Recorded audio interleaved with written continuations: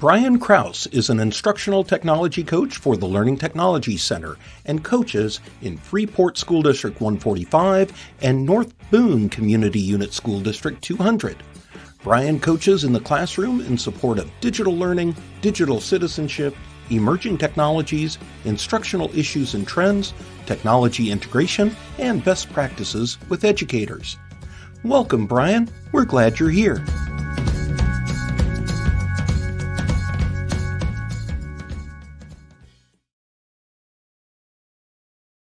What are we doing? Oh man, that intro got me pumped. I got quite excited with that. I might have been grooving a little bit as well. Always love a little groove. But hello and welcome to our webinar here with the LTC. Like Matt said in the intro, my name is Brian Krause, and I'm an instructional technology coach. But I'll introduce myself a little bit more in just a second. This is a topic that I thoroughly enjoy to think about, and one that, although coming out as a presenter, I still am always trying to work on. And it's really thinking about Edtech minimalism and thinking about how I can, minimize things that I can use. And I'll get into some of those fast as I go through. But it's a fascinating topic to be able to, come on in and thinking about how I'm, jumping into Edtech. I'll try to keep an eye on the comments if I can. They're out there. I know Matt will definitely be moderating the chat as well through the Learning Technology Center channel. So feel free to interact through there. Matt will try to jump in if you have a question throughout there.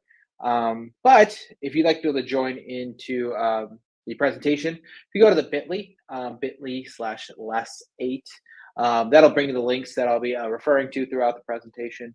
As well as if you want to share it with somebody else as well, because sharing is caring, even though sometimes, less might be a little bit more. So I'm excited to be here with you all today, and thank you for having me, and let's jump on in. So with thinking about embracing EdTech minimalism, first off, yet again, my name is Brian Krause.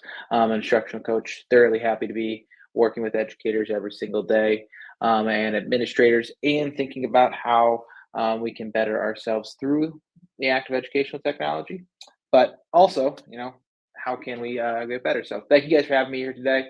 I am in the northwest corner of Illinois, live in Rockford, go Peaches, good old league of our own right from there, and absolutely happy to be here today. So I will say, a lot of this comes from this book, which kind of get blurred after there.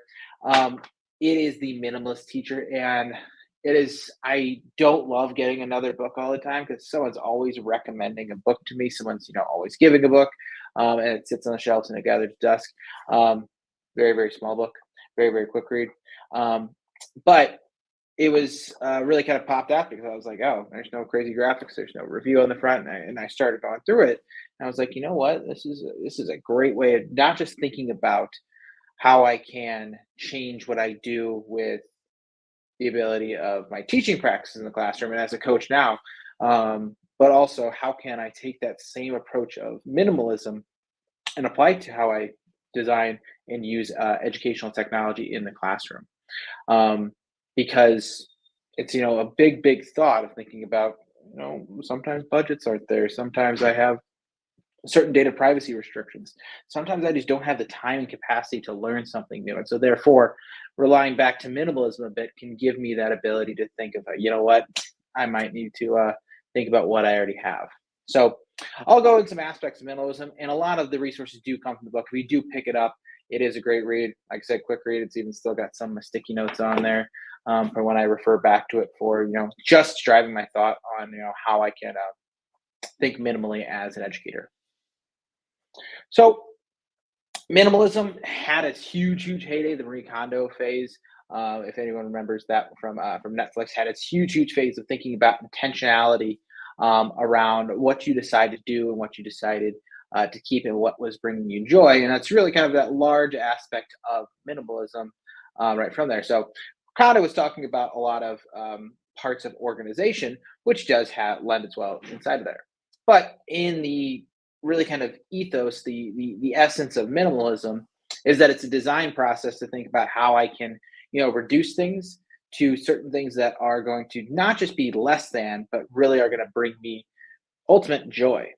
And so, thinking about some of those aspects of minimalism, there's a lot of things that bring up there. It's not just me, willy nilly throwing something out. I haven't used that in a long time, going through there. That is a part of it. And that's the first thing, is thinking about my simplicity. And how can I, pare down to just exactly what I would need, just the things that I need to have, and removing the things that would otherwise kind of give me a little tinnitus right in the ears, be like, all right, how am I having all these different inputs? And so instead, I decide to bring it down a little bit simpler, because a lot of those things do have some negative energies towards us. Another thing to think about is also just having less. As somebody, me personally, big traveler. And I spend most of my time, if I have free time, traveling, and I try to travel as light as possible because one, I'm not paying baggage fees. Not paying those airlines, not going to do it. But secondly, I don't want to carry all those things with me. And I think take that kind of physical intentionality and I put it right into a lot of my practices on a regular basis of what can I reduce, what can I decide to what I can do away with that, I can do away with that. And then the third one is where it starts to get towards that ability to think about, do I actually need this thing? And me thinking of intentionally deciding this is something that I absolutely need to have and need to make those choices in that moment in time. This third one's really, really hard for me. Just sidebar, when I'm at the Aldi Finds aisle, if anyone knows that, or even like TJ Maxx and Marshalls, this third one's really, really rough for me. With intentionality of being deliberate, of not just buying it because it's a low price and it looks shiny. That's where I think about my minimalism. Now, the fourth one is me bringing into so maybe a little bit of Boy Scout background, just generally thinking about how can I do something different with that same tool. Do I need to have just single purpose things? If one of my favorite authors, as well as a TV host, is Alton Brown, and Alton Brown would have the show Good Eats, and he would have the show Good Eats, which I wish was, I think might have brought it back, but it was still on the air for a while. And during the show, he would always harp on unitaskers in the kitchen. And that same thought is like, you know what, I want to have something that can do multiple different things rather than just have something that does one particular task. It might do that one particular task really, really well, but do I have something else that can do multiple different things? And the fifth one is by far the hardest one. It's thinking about, really, does it bring me clarity and purpose for myself, as well as, is this something that is aligned with my ethics, with my values and goals, to be, this is something that I absolutely do. Because then it becomes a thing of the heart versus a thing of the brain, which a lot of those tend to be choices that I'm making, those active choices. But instead, is this really something that I absolutely need to be true? So, as we go through today, I'll talk about some of those things that are going to be aspects of minimalism, but relate them over to the ed tech world, where it's, like, hey, what are all these things I have out there? How can I start to pare them down? And I'll try to think as large as possible for that different audience, whether it's thinking about teachers, administrators, tech directors, along those lines, where I can start to think about minimizing some of those things that I have. So, if you'd like to be able to join in, you can join in using the bit.ly link. This is a really good check-in for yourself. These are coming actually straight out of the Minimalist Teacher, but it's really like a pre-assessment for how do I start to what I want to do. And if you do tend to do this a little bit later on, it's going to say like, hey, these are steps of where I can start, and giving me a certain diagnostic for, hey, these are things that I can know that I can hit upon a little bit versus, kind of patting myself in the back, because it's meant to be, hey, where am I coming from? Where am I starting at? And where can I go from there? So if you'd like to be able to join in with those pages, those are going to take you to a Canva template. If you don't have a Canva account, sign up is free, and they should allow you to edit those perfectly just fine as well. I said perfectly just fine. Oh, well. But you should be able to edit quite quickly and easily with those inside of there. So they're a great way to be able to think through how I'm going to start and check in with myself with that active minimalism. So I will transition between some certain parts of talking about processes that can help with minimalism, but let's dive in a little bit more on some of those certain types of minimalism that can be present for folks, because everyone can look a little different with their minimalistic aspects. So There are, I don't know, 7 or 8 types that people tend to say are quote unquote true. But these are the three that really kind of bring out those certain aspects for people. And a lot of them think of that simply that one thing right in there, which is essentialism, meaning what is something that I want versus something that I need. And those needs and wants can drive their choices for how they decide to choose to do something or not to do something. And by choosing how to do something or not to do something, they can decide this is essential because I need it, because I have to survive with it. I have nothing else that will fit it. So therefore, I need that in my life. Versus, you know what? I do want that. And I don't want to invalidate that want. Those wants are definitely real. But instead, is there something else that's already within my needs that can meet it? And that's really kind of the biggest part of essentialism is like, this is absolutely true. Now, these other two that come up that I decided to highlight, like I said, there's quite a few different types of minimalism, are not really what you think though. They're not talking about parts of reducing the amount of things that I have, but instead reducing the amount of inputs that I have. The second one is thinking about aesthetic. Everyone has their own certain aesthetic for what they would do on a regular basis. I pretty much dress like I'm an REI outlet human. I just wear quarter zips all the time. But that is, part of the appearance that I want to give on a regular basis. I enjoy thinking about, how the things that I wear to work, the things that I can that I wear on a regular basis can, lead me towards my next adventure. And that tends to be more my aesthetic of where I bring that towards.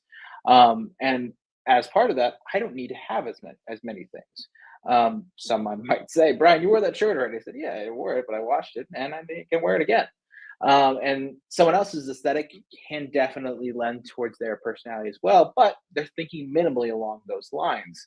And so it's not just thinking about how I have something that I want and something that I need, but instead, how do I want to come off as well in that minimalistic thought? And the third one is one that I think Plato, all the Stoics, any single philosopher has been trying to think about through all the years is, does this actually bring me joy? And that having that mindfulness towards, does this task, does this item, does this overall process bring me joy, is really adding that mindfulness aspect to minimalism, because I can start to think about, if it doesn't bring me joy, it doesn't have to be visceral, happy, jump in the air, like I will when it's not 35 degrees outside up here in Northern Illinois. But that thing that's going to say, like, hey, this is going to bring me the ultimate thing that's going to make me feel better later on. And so being mindful of what you decide to bring in there is also a great part of minimalism, because I can reduce some of those inputs overall to therefore think a little bit better. Now, nothing is worse than watching a video on a video. It's, I don't know, if we're going to go back to like what, 2005 or 6 when Inception came out of, Dream of a Dream. No, I don't need to watch a video inside of a video, but instead, if you do have it, it's a great video to watch a little bit later on. And it's from Malcolm Gladwell. And Malcolm Gladwell has this great TED talk. Great's obviously an opinion, right, for me, but he has a great TED talk of how a lot of brands decide to come to be.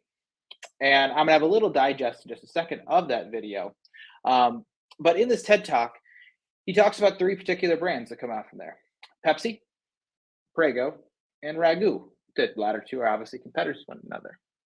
So before I get to the spaghetti sauce aspect of Edtech, I jump to the first one, and we talked about actual Pepsi, where they were trying to actually localize the amount of aspartame that every user would like. And they implemented a psychophysicist by the name of Howard Moskowitz. And Howard Moskowitz came in and he said, "You can't." And there, all these chemists and these executives are all in the room, and they're just like, "Well, why? Why can't I just get the exact type for what I need for there?" It's like, "Well, it's impossible. I can't bring it down to just 2 particular things, 3 particular things. I need to have that right choice for that right person. If I have that right choice for that person, my sales will go up."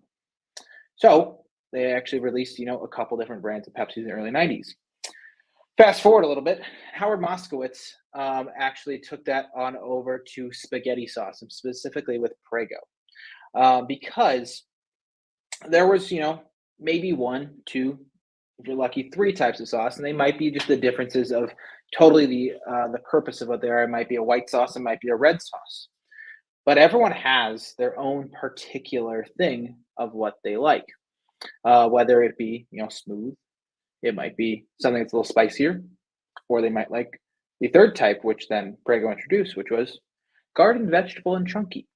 Um, a weird thought. 'Cause the person that was creating sauce said, I didn't like that. I don't like that style. Well, someone out there definitely does. And so they then create it and their sales went up, went up, went up, went up. And so when thinking about spaghetti sauce in Edtech, there might be multiple perfect products that might come from a certain company, but there's only one perfect product for you. Because a lot of things end up doing those same things.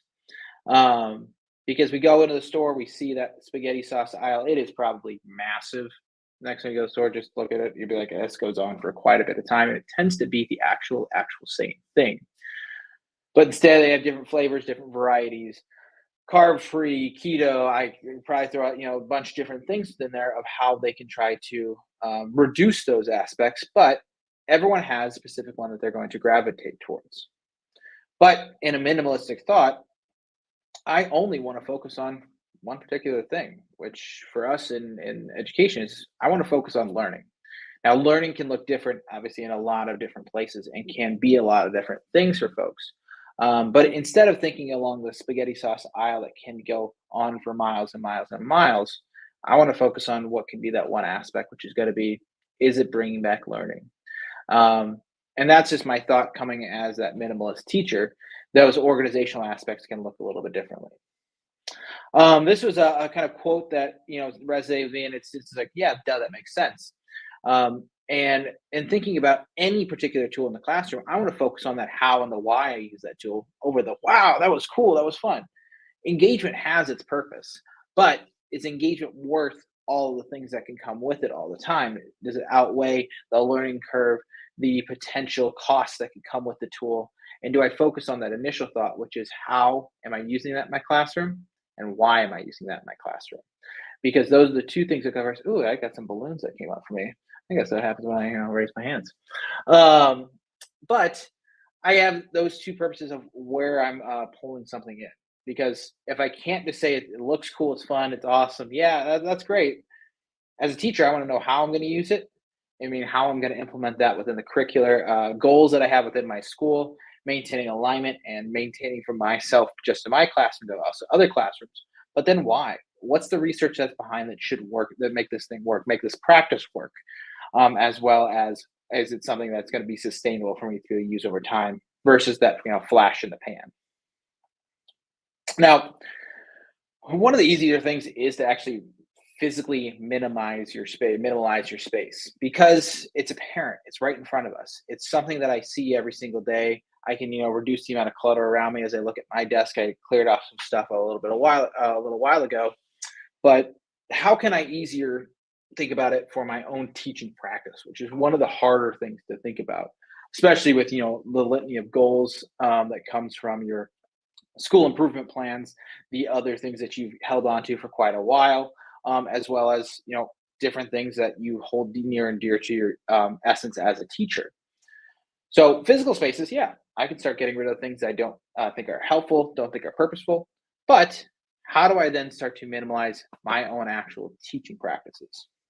And so throughout there, I'm going to kind of go through 4 different ways of how you can start to focus on my own teaching practice. Then we'll get to a little ed tech. And so first I think about is actual delivery.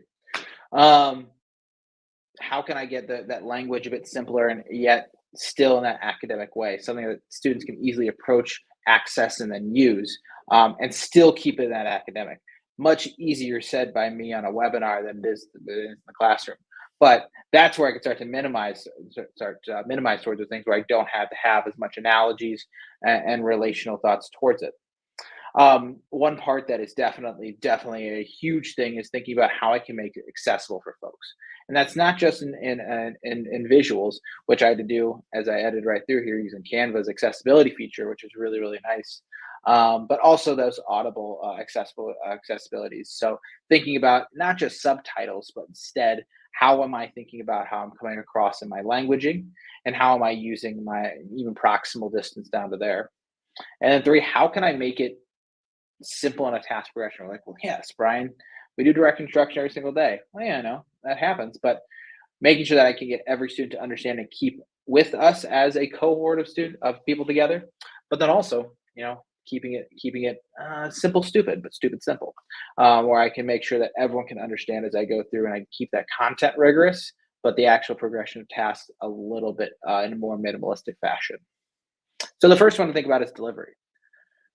Second one is lesson design. And nothing, and this is like not a new concept in terms of backwards design. Tag came out with this, I don't know, 30 or so years ago.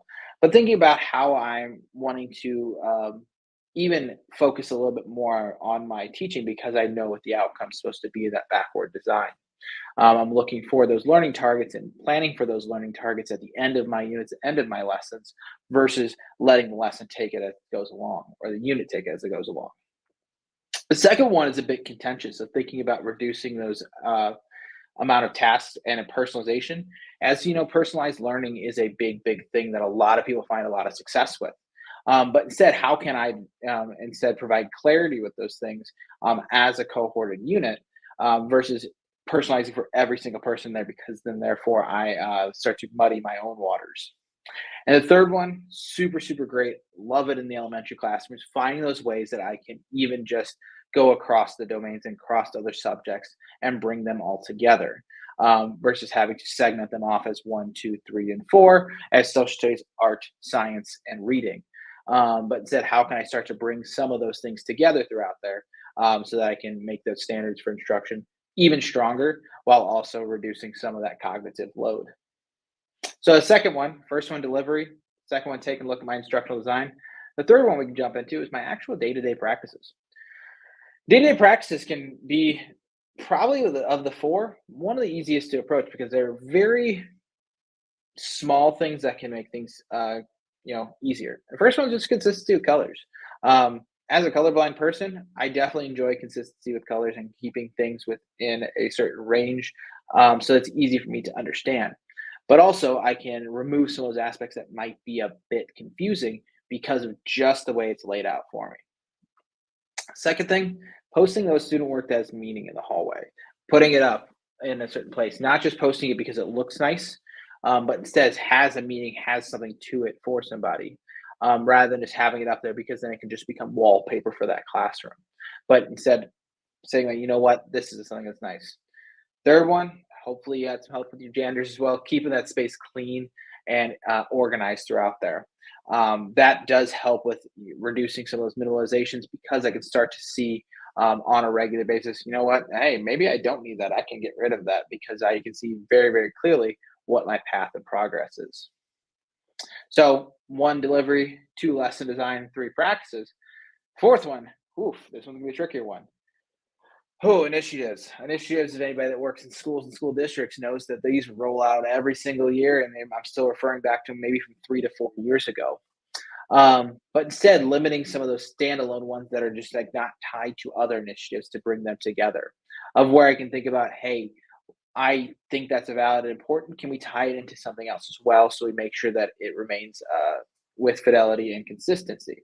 Because if I just have something that's there once, I refer to it, I put a lot of effort into it because I want to better my school community and better myself as an educator. But it's tied to nothing else. It's probably going to drop, and then therefore can become clutter for us in a minimalistic life. And then thinking about mastering, improving that mastery before I go to the next thing. And that's not just in the classroom instruction in terms of student achievement, but rather how can I think about, did I finish that initiative? Can I keep going? Can I keep going? Instead of mounting more, and still working on that one that's still important to you as an organization. And then making sure that one person can own a particular thing. If you have a lot of people own a particular thing, you're going to have a lot of voices maximizing the space, and therefore really kind of muddying down what is the actual goal of what we're trying to get to in that initiative. And so thinking about some of those four different ways, whether it be from even coming back to that thought of delivery into lesson design, practice, and initiatives, can help to start declutter what I need to declutter right from there. So we went large aspect of minimalism as a whole, as a philosophical thought. Let's bring it down a little bit to the classroom instruction. Now let's even bring it down a little closer and one thing that's really nice for me as an instructional technology coach is just thinking about that ed tech minimalism. Um, 2020 hit. 2020 happened. A lot of schools became one-to-one districts that were not one-to-one before. Companies started offering all sorts of discounts, whether it was entirely free or way, way reduced. We all tried to do practice because we were remote learning for the first time, but we're now, you know, 4 years later, since many of us have went remote for the first time. Where now I have to start thinking about what is important to me. Am I holding on to something that was necessary for me during those 2020 period when I was in that full remote closure? Or is this something that I can reduce and get rid of for myself or for my organization? Because if I start to think about those things that are really, really important, not only am I focused on the bottom line, which we all know that bottom line is definitely important, but how can I then start to use those things that I definitely find to be important much, much better and much more? And I can start to reduce that digital clutter, get that productivity, that tool up where I'm not just giving 100 levels all the time or thinking about just that service levels. How can I take those tools that are ed tech tools to that next level? Because I start to get rid of those, I start to filter out the ones that are just noise for me at this point, or just words that I say that we use. And then the ultimate thing is that I can not only increase those student outcomes, but increase those abilities for teachers to feel competent using those tools because it's not another thing coming in and another thing and another thing and another thing coming in for them, but instead I'm using just the things that I know that I need to use to make my students successful, right for me. And the thought of that is not just to cut off, those potentials for learning outcomes later, but hey, what do we have now? What can we focus on before we add something else new? Because what do we have in front of us? So let me let me take a quick drink. Uh, let's dive into some data. This data report is actually coming from the Learn platform, which is a one I'll talk about a little bit later as well. But it's actually taking a look at the 2022-2023 school year of their particular students and schools of what they had used. This report is linked into the presentation. You sign up for their email list and they'll actually deliver you the whole report all broken down. Here are some of those key aspects that came from it. The average amount of tools used by districts was 2,591. This is shocking amount of tools. And these are, big school districts all the way down to small school districts. It might be a one or two school house, but the average amount of tools used by districts is huge. And those can be all the way from learning tools to websites that require login or don't require login. But the amount of things that were used per school per district, 2,591, and a huge amount. Now, by each individual teacher, the average by amount of tools was 42 tools used by a teacher in a year. And the same thing actually reflected by the students as well.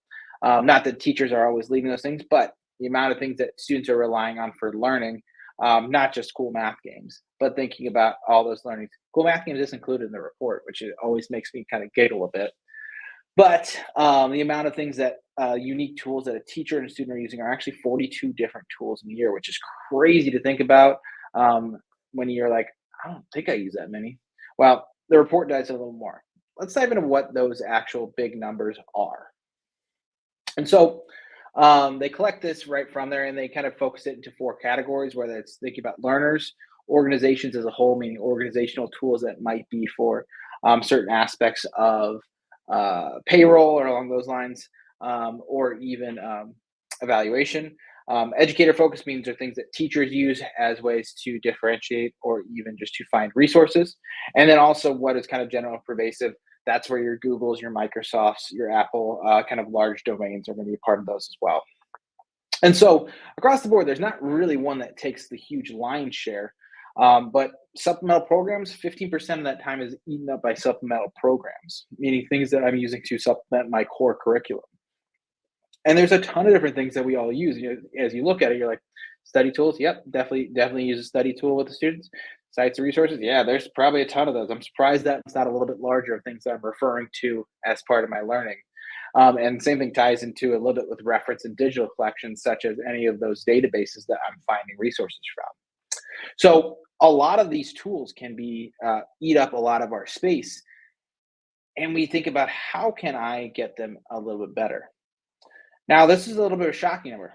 We pull that kind of big number of 2,000-ish average tools used by a district, but instead, actually, app usage was down across that last school year. So for that 2022 school year, we actually saw a drastic 19% decrease and a 14% decrease from the previous year, still coming out of those that COVID realm of where folks are starting to pair off, realize that they don't need it anymore or don't find that use for it. Organizations saw a little bit of uptick because they got a little bit more management coming back in person and everything, especially with larger staffs in person and less remote closures. But those teachers and students took a big dip down because they start to think about what's important and what's not important. Now, there's a lot of aspects that can bring in what's important and what's not important. I'm going to share a couple quick resources of where I tend to go or where I want to think about if something's important or it's not. The What Works Clearinghouse is coming directly from IES. That's going to say like, hey, are these things that are full of research backing? And does have any of those ESSA tier 1, 2, or 3 clearinghouse statuses and say like, yes, this has actual research backing those things within there. And it's a good place to go navigate and say like, what's something that's helpful, what's not helpful, what's got some third party research attached to it, what doesn't, where I might not approach that as much. And so the What Works Clearinghouse is one place I tend to look if I'm like, hey, what do I need to focus in on a little bit more and what's just noise? And similarly, one thing we tend to not think about often is what do we actually evaluate to be true or not? And so even on down to this is really nice use of administrators, but teachers can use it as well, coming from ISTE, is going to be the teacher ready evaluation tool. And it's going to have 5 different parts that are going to say, and it's really kind of an open framework that can be like, hey, does this have is it easy to use for that user interface agency? Is it something that's going to have a quality teaching and learning design to it that's backed by some sort of research in its actual progression? Is it going to have some digital pedagogy that's going to align potentially over to my curriculum? Is it going to be inclusive and accessible? And then can I get assessment data from it? And thinking through some of those things, it has a lot of different ways where I can actually pick a tool and then decide, yes, does it? No, it doesn't. Yes, does it? No, it doesn't. And they'll actually help me calculate a score. It's a great thing if I am going through a review process for my own tools, but also on the grander scheme of things, I'm taking a look at my Edtech tools sponsored by my district as well. So, what? I think this is not as helpful. The third way, before I even think about right from there, is what do we already use in house? What do we already have out there? And in the state of Illinois, with our SOPA, however you say it, agreements, we have to have those certain data agreements, and those data agreements have to be housed and forward. And for me, I actually like to go look at it when I'm thinking about, do I need to use this particular EdTech tool? It's not just because I want to go look through the Exhibit E. Legalese is clearly fascinating things to look at. But instead, I might have just forgotten that tool exists when I'm thinking about and considering another tool. So instead, I like to even go into there and be like, hey, all right, what data agreements do I have already? What do what do we have in place? And like, oh yeah, I can use that tool for that purpose. I don't need to introduce something new for me. And 2 of those ways, if you don't have, some people do locally deal with it themselves. There are 2 products that are great at helping manage that. Lightspeed Digital Insight, which is formerly Catch On, is great at housing those agreements and showing of who has it from there, as well as Learn Platform coming from Instructure, that allow tech directors to house those agreements, but for teachers to see like, hey, what do I have available for me before I think about adding another tool or adding another tool and adding another tool into my arsenal. Let me see what I got first. So with all of those ed tech things across the board, let's think about how I can minimize, because if you go on Common Sense Education, you can get lists of great tools that are aligned for something. If you go on to any sort of database, it's going to tell you there's probably thousands and thousands of educational tools. Now we're in the AI gold rush. There's thousands of educational tools, and there's even a whole subsection of educational AI tools. So how do I think about going through there? I hate that this one has an acronym, because education needs less acronyms on a regular basis, but this is coming right from the good old book right inside of here. It's thinking about the triple P cycle. I don't remember why she actually called it the triple P cycle, but it's really, really similar. As a coach, I work through coaching cycles and we work through how we can start a task and set a goal and then check in on it. If we don't complete that goal, upon reflection, we go back into that cycle. And similarly with this, it's really, I could have an entry point at any single point. And it's starting with that top thing of like, what is that ideation and what is that thing that I'm thinking about as my purpose? Then I inquire, why do I need this thing? Does it align to what we already have already? Does it something that I need to have in here? And then I might do some investigation because I might get to that inquire step and I can immediately jump out of that cycle because I've already figured out my answer. But once I get to that third part, I can start to actually dive in a little bit closer, where I can start to research, is this something that I need to do from there? And then that fourth step is then acting. And that acting might be actually me onboarding something or in a minimalist thought process, taking something off the table. And then from there, sharing it out. That's one thing that tends to not happen as often.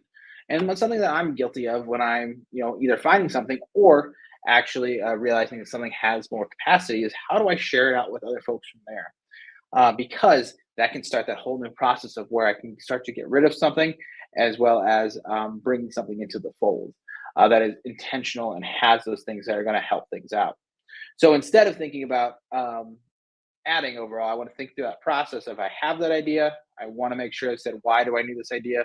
Doing my thorough research and then either adding or decluttering because that can help give me that clear mindset, share it with other folks, start out over again. Because if I think through that cycle, it can push me through there. So that triple P cycle is really, really helpful because we can think through how I could do something. And they even set it up as kind of like a funnel thought. We have that big idea, that big thing that goes into the funnel. And we actually start to pare it down. So our big idea goes to the top, and that's our purpose. And so we have our purpose for what we're looking to do. And we have its purpose might be actually phrased more like a question rather than an actual stated purpose. Because I stated purpose, I might not ever ask more questions from there. Then I get to some of those priorities for what I hold to be true and what I want that to be true of. And I start to have those overarching, and I focus those on down a little bit more. And then I could finally spit it out as, you know what, this is absolutely essential.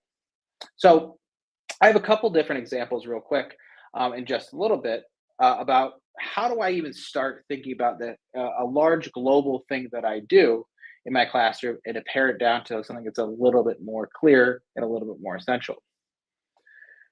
And so I think about my own question for minimalizing. It's not just me willy-nilly getting rid of something because I want to get rid of something, but what do I think about my current ed tech usage? Do I need to actually add something new to there, or do I already do something that's fine? Where do I see that most clutter on a regular basis in my work life? If I try to think globally in my personal life and my work life, I might go insane. But instead, how do I see that most clutter that happens on a regular basis?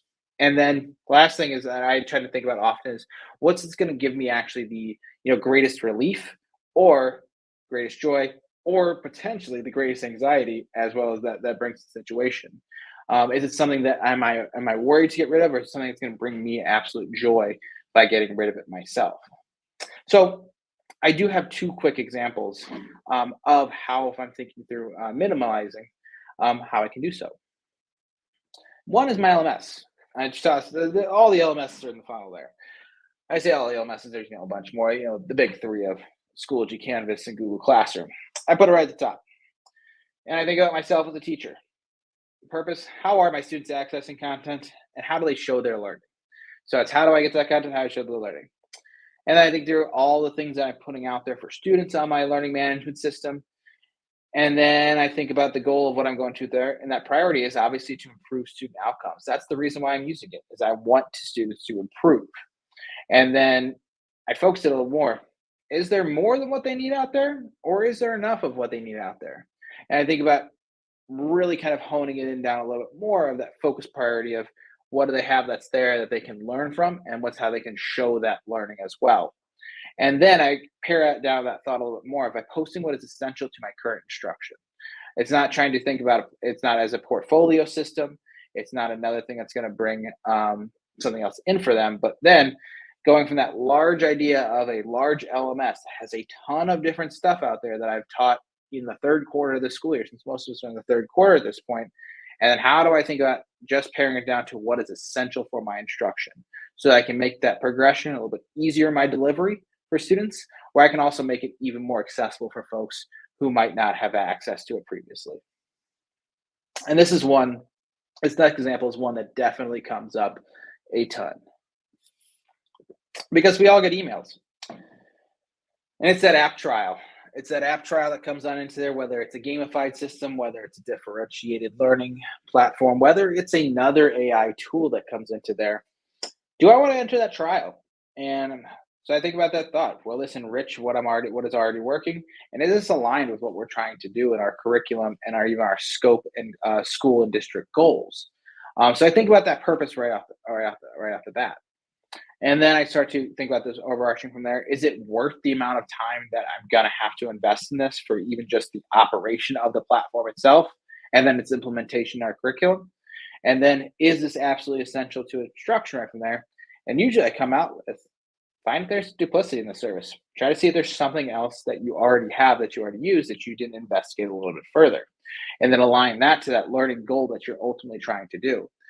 Rather than getting hung up on the bells and whistles, cool things right from there. Instead, I've gone from this cool tool to, you know what do I already have that might work? And you know what? It might be me adopting that trial later, but at least I thought through the process of what I already have. And I referred back to those places where I already see where I have from there. And hopefully none of this thought is done in a silo, especially if you're a decision maker. So as we're kind of coming towards the end of this right here, how do I then take it from here? How do I then take the thought of minimalizing what I have and going forward? And simply, will it bring me joy? Will it bring me kind of the ability to feel complete, the ability to have better work-life balance? Will it bring me something that's going to bring smiles to somebody's faces? As well as, is it going to help me be productive on a regular basis? And the second part is a really hard one for a teacher. As a younger teacher, I definitely saw a lot of teachers with those large cabinets, all the ones that slid out right from there, and every single resource they held on for years and years and years. And for me, I sat there for a moment. I was like, man, that's impressive to keep all those things. But were they just holding it for a rainy day, or can I let that thing pass on? It had its moment, and I can let it pass on. For me particularly, I started to emulate some of those practices, and I started to collect and collect, collect and collect. And as I started to collect, I actually got more cluttered. And I got more cluttered, not just in my own physical things, but it was really thinking about, do I actually need to hold on to that thought? Do I need to harken back to that bookmark in my browser folder? So do I need that in that moment, or can I let it pass on? Sometimes I will hold on to those things, but I want to take that intentional time to be like, do I actually need this, or am I just collecting right now? And the same thing kind of ties in that third one. Am I collecting it just for the sake of collecting it? It sounds like something that's educational for me. I might hold on to that as a bookmark. Am I actually doing some research into it from there and taking that step? Or do I have that step towards I actually might utilize this? All those questions might still lead me to holding on to it, but I at least question why I have it in the first place. Because I think about, you know what, I want to bring it on in. Now, a couple more slides before I'll get to that wrapping up point. Now, minimalizing can be quite isolating because you might be the only person trying to do this particular thing. But in sociology, that tipping point that actually happens is when a group of people rapidly and dramatically changes its behavior to adopt what might have been previously rare, which is getting rid of something through there. I see I've got something from Melissa in the chat as well. But yes, absolutely thinking about how I can get other people on board, because it has to be that whole group that makes that rapidly and dramatic changes. And that's where I start to get that advocacy as well of, how do I discard something? Because I don't want to have that feeling of it's going to be gone. I don't have it back again later. And then I have that feeling of emptiness. So how do I decide to discard it? Everyone has that certain aspect where they want to discard it. When do I decide that to get rid of something? It's spring cleaning right now. I find that to be a great time to always get rid of things, but it can also be in the middle of summer when you're thinking about planning for the future school year. Of when do I decide to make that time to declutter and do that kind of downgrading of my things, and then how do I get the other people on board with it as well? I might have this great idea, but how do I include people in that process? How do I work collaboratively with them? And how do I spread that joy of minimalizing to somebody else? Because I don't want to be the only person doing this. So Totally. So I find I want to hold on to everything that might be useful. It is definitely important to get removing some of that clutter and sharing it with other folks as well. To thinking about how I want to, pull out something and get rid of it. And you know what? It feels so much better sometimes when I get rid of it. I'm not advocating at all that you get rid of everything, but thinking about the things, what can I finally let go of? What book can I get rid of? Do I need that 2001 textbook that still has, the George Bush is the current president? I probably might. I probably don't need that, but I had to take that active step of getting rid of it. So minimalizing is great, and as it's after school work time, I do want to minimalize your time as well. But feel free to share this with somebody else. Feel free to reach out, even if you just want to chat. You can find me on quite a few socials, especially LinkedIn and Twitter X, as well as in the LTC community. Right there is my actual, if you scan it or type in link app.com/Brian Krause, you can feel free to reach out on my work cell phone as well. Minimalizing is something that I try to intentionally do to help free up my own space in my brain as a teacher so I can focus on those things that are indeed important. And what's more important than ever, share it with somebody else. Just share the thought with somebody else of how you can work through it with them. So I do want to thank you guys for being educators in case no one's thanked you today. I do think education is the raddest place that there is to be a human, and is the most fulfilling, most humanizing thing that I get to do on a regular basis. So we're right around 4:20 p.m. Thank you guys so much for being here today.